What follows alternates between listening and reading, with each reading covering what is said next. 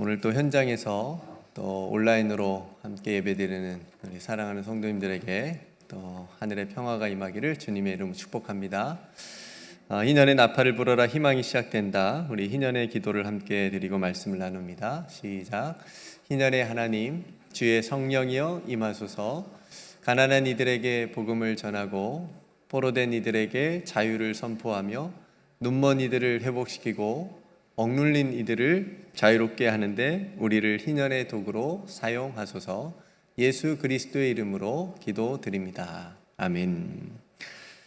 어제는 남유다 아비야 왕의 이야기 중에 아비야의 그 온전하지 못함, 그러니까 하나님을 섬기는데 그렇게 100점짜리는 아니었던 거죠. 그럼에도 불구하고 다윗에게 주신 약속을 지키시는 그 신실하신 하나님, 그래서 그에게 등불을 주셨다. 기억나세요? 등불을 주셨다라고 하는 말씀을 나누었습니다. 오늘은 역대하 13장을 우리가 함께 읽었는데요, 동일한 인물이에요. 아비야 왕이 다스리던 때의 이야기를 나누도록 하겠습니다. 어제 잠깐 말씀드린 대로 열왕기서는 그 남쪽과 북쪽 왕들의 이야기가 같이 기록이 되어져 있고요, 역대기는 남쪽 왕들의 이야기를 중심으로 기록이 되어져 있습니다. 그래서 이쪽에 없는 이야기들이 이쪽에 있는 경우가 있어서 오늘 이야기가 이제 그런 이야기 중에 하나입니다. 남유다 르호보암이 있었죠. 그러니까 오늘 아비야의 아버지였던 거죠. 그리고 북이스라엘의 여로보암, 이 사이에도 전쟁이 많이 사이가 안 좋았던 거죠. 그래서 전쟁이 많이 있었는데 여로보암은 계속해서 북이스라엘을 통치하고 있었고, 이제 남쪽은 이제 왕이 바뀐 거죠. 이 아비야가 이제 왕이 되었는데 계속해서 사이가 좋지 않아서 전쟁이 하고 있었습니다. 오늘 본문에 보면 남왕국 이 아비야의 전력이 북이스라엘 이 여로보암의 전력보다는 많이 약했습니다. 군사력의 차이가 있죠. 아비야는 40만 명, 그 다음에 여로보암은 80만 명이었습니다. 그러니까 2배의 차이가 나는 거죠. 그러니까 숫자가 적을수록 어떻게 해보거든요. 그러니까 5대 10 그러면 이 5가 좀 힘이 세고 좀 싸움을 잘하면 어떻게 10을 좀 이렇게 해볼 수 있는데, 우리나라 6.25 전쟁을 여러분 생각해 보시면 거의 승리할 수 있었잖아요. 저 위에까지 쭉 치고 올라가다가 왜 후퇴했죠? 네, 중공군의 인해 전술. 막 그때 중국 군인들도 학생들이 많았대요. 총을 쏠 수 없는 군인들이 많았대요. 근데 그냥 보낸 거예요. 엄청난 숫자를. 그러니까 인해 전술로 막 치고 내려오니까 이제 어쩔 수 없이 이제 후퇴할 수밖에 없었는데, 그런 것처럼 이 40만 대 80만은 어떻게 해보기가 불가능합니다. 그런 상황인 거죠. 그러니까 고대 전쟁에서 이 전쟁에서 한번 패하게 되면 국가의 존립 자체가 굉장히 어렵게 될 수 있어서 오늘 이 전쟁이 아비야에게는 얼마나 중요했는지를 우리가 생각해 볼 수가 있습니다. 이 아비야는 이 절대적으로 불리한 이 상황에서 어떻게 해야 했을까요? 아무튼 어떻게든 싸우고 이기려면 엄청난 전략이 필요하겠죠. 전술적인 어떤 기술, 그런 것들이 필요했겠지만 오늘 본문에 보니까 이런 상황에서 아비야가 굉장히 예상치 못한 행동을 합니다. 그건 뭐냐면 스라미안 산이라고 하는 그 산 위에 가서 여로보암과 이스라엘 무리들에게 연설을 하는 거예요. 크게 연설을 하는 거예요. 연설의 내용을 보니까 소금 언약 들어보셨나요? 오늘 본문에도 나오는데 소금 언약, 소금이 이제 변하지 않는 성질을 가지고 있는데, 그러니까 하나님께서 다윗을 통해서 그 왕조를 계속해서 영원히 있게 해주겠다라고 하는 언약이거든요. 그걸 이제 소금에 빗대어서 소금 언약이라고, 그러니까 하나님께서 지키실 것이다라고 하는 그런 의미를 담아서 얘기를 하고 있습니다.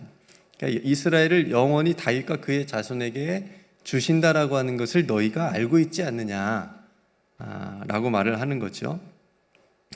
그러니까 다윗 자손이 아니라 지금 여로보암은 솔로몬의 신하였기 때문에 너희는 다윗의 혈통이 아니다. 그러니까 너희들은 결국 하나님의 버림을 받고 이 전쟁에서 이기지 못할 것이다라고 지금 얘기를 하고 있는 겁니다. 그리고 또 여로보암의 약점을 지금 건드리고 있는데, 여로보암이 앞서 그제인가요? 행한 악한 일들 있잖아요. 불의한 일들, 금송아지를 만들고 제사장을 그냥 뭐 아무나 갖다 이렇게 일반 백성을 갖다 세우고, 이제 그런 악한 일을 지적하는 겁니다. 그러니까 여로보암에 대해서 꼭 청문해야 하는 것 같은 내용으로 지금 지적을 하고 있는 거예요.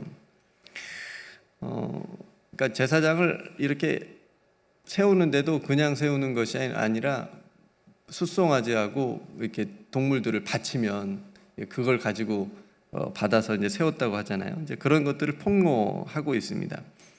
그러니까 이 남쪽 유다의 다윗 왕조의 정통성을 얘기하면서, 그다음에 너희들이 신앙적으로 하나님을 섬기는 그 율법을 버렸다라고 하는 것을 동시에 얘기하면서 이제 약점을 얘기를 하는 거죠. 본래는 이스라엘 백성들이 하나님만 섬기는 믿음 공동체, 신앙 공동체인데 너희들이 그것을 지금 무너뜨린 나라고, 너희들이 지도자로 삼고 있는 저 여로보암은 그것을 무너뜨린 장본인이다 라고 하는 것이요. 그래서 아비야는 이 남유다의 신앙 정체성을 말하면서 북이스라엘 백성들에게 지금 그걸 묻고 있는 거예요. 과연 하나님이 누구의 편에 서겠느냐 라고 하는 것을 말하는 거죠. 그러니까 전쟁에서 이스라엘 백성들이 숱하게 경험을 한 거잖아요. 하나님이 우리 편이 되시면 이긴다. 숫자에 상관없이. 물론 전제 조건이 있습니다. 우리도 하나님 편에 서야 됩니다. 이게 더 중요한 전제 조건인데, 어쨌든 하나님이 지금 우리가 섬기는 우리는 하나님을 섬기고 있고, 우리는 제대로 된 제사장들을 세웠고,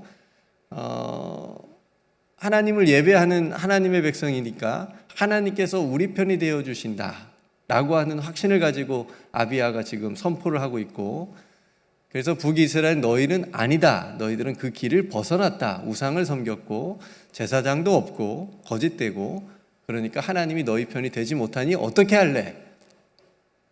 이 전쟁은 분명히 우리가 승리할 수 있다라고 지금 얘기하고 겁을 주는 거죠. 한마디로 어떻게 할래? 아무튼 항복을 하든지 도망가든지 그렇게 해라라고 하는 지금 그런 의도로 얘기를 하고 있는 겁니다. 역대기는 약간 제사장적인 사관이라고 해야 되나요?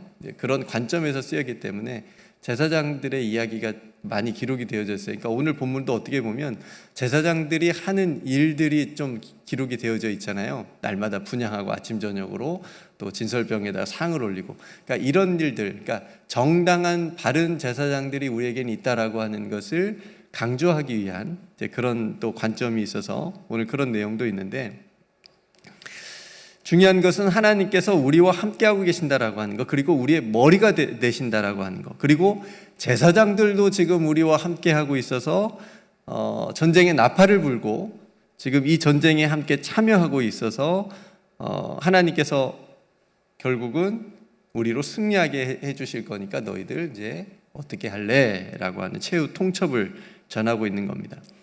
여러분, 이 아비야의 연설을 어떻게 보면 이렇게 선포하는 것은 남유다 군대와, 비록 적지만 40만 명이라는 적은 군대지만 이 군대와 남유다 백성들에게는 굉장히 사기를 올려주는 거죠.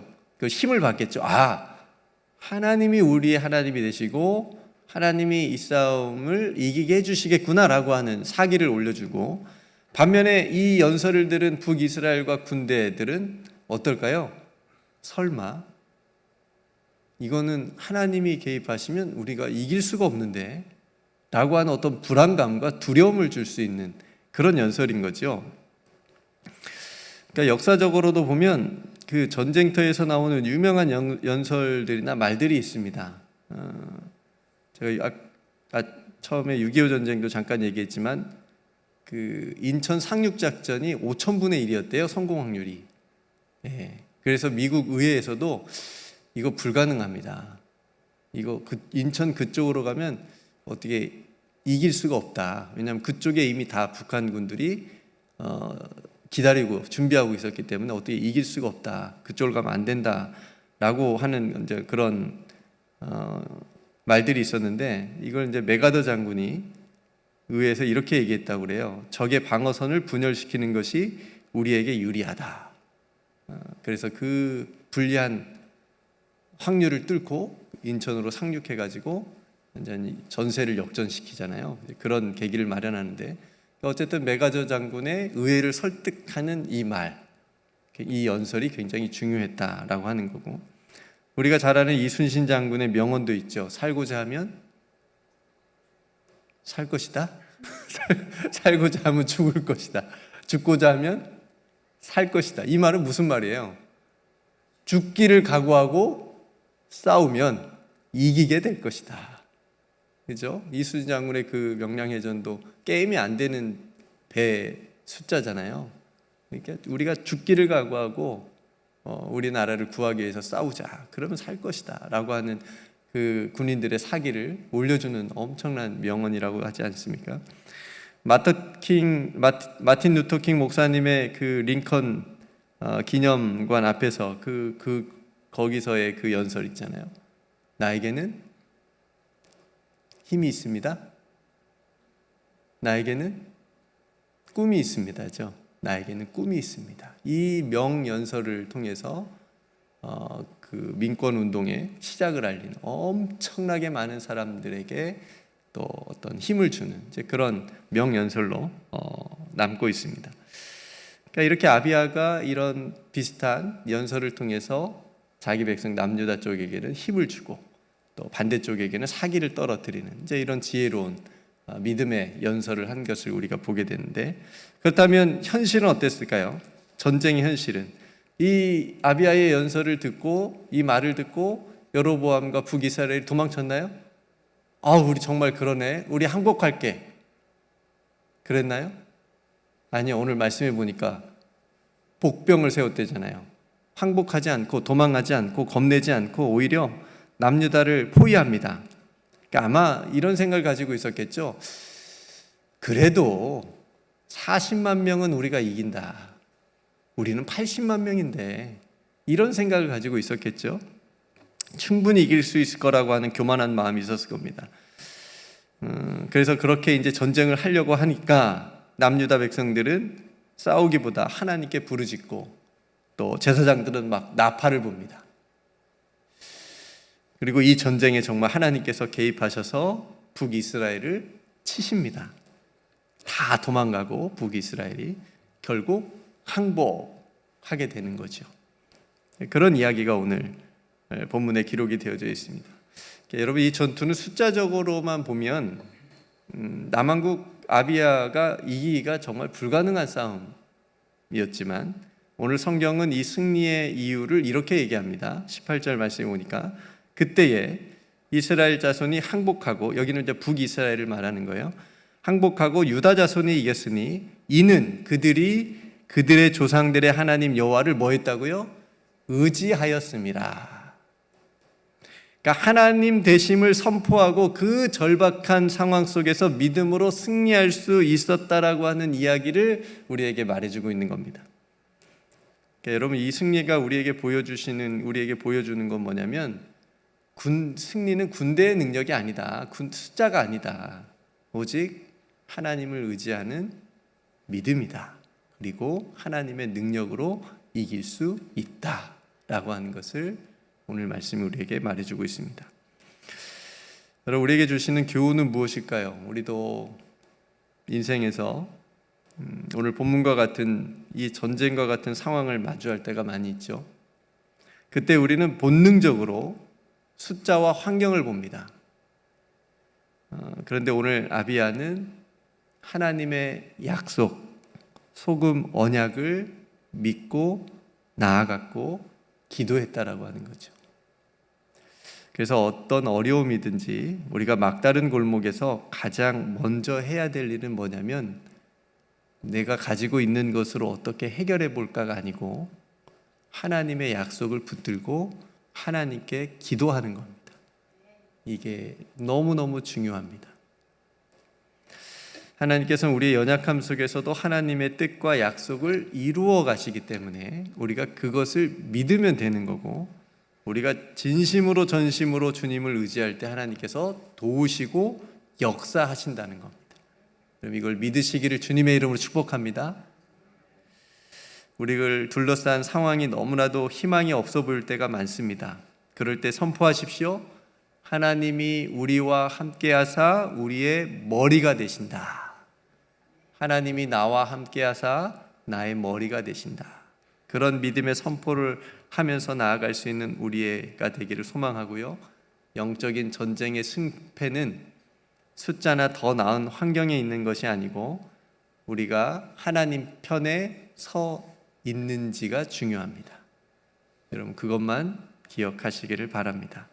여러분 만왕의 왕이신 우리 예수님께서 십자가를 통해서 모든 악한 권세와 죽음으로부터 승리하신 것처럼 여러분들도 임마누엘 되시는 예수님을 믿고 오늘 하루 나아가시면 삶에서 참된 승리와 평안을 누리게 되실 줄로 믿습니다. 네, 함께 오늘 말씀을 생각하면서 기도하시고 또 내일 주일인데요. 모든 부서의 예배들을 위해서 함께 기도하고요. 또 교회학교 수료식이 예배 중에 있습니다. 그리고 다음 주간에는 여름 수련회, 교회학교 여름 수련회가 있습니다. 또 함께 기도해 주시고 또 내일 예배 후에는 오후에 남성의 밤 또 행사가 있습니다. 또 이 모임을 위해서도 여러분 또 많이 기도해 주시기를 바랍니다. 네, 제가 먼저 기도하고 함께 기도하고 하루를 시작하겠습니다.